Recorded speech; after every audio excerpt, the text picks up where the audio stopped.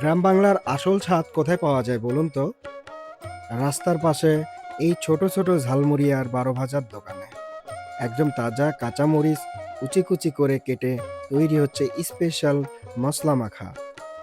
এর সাথে যোগ হচ্ছে গরম গরম সেদ্ধ করা ছোলা বুট, সাথে দেশি লেবুর সুবাস।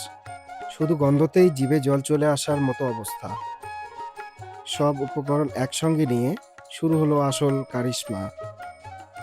খাস দেশি সরিষার তেল, গোপন মশলা আর চানাচুর একসাথে পাত্রে নিয়ে কি দারুণভাবে মেখে দেওয়া হচ্ছে দেখুন। এই হাতে তৈরি ঝালমুড়ি মাখার মজাই আলাদা।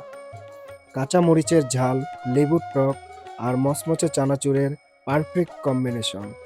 আপনি যদি এমন মুখরোচক বারো ভাজা বা চটপটা ঝালমুড়ি খেতে পছন্দ করেন, তাহলে ভিডিওটি লাইক ও শেয়ার করতে ভুলবেন না।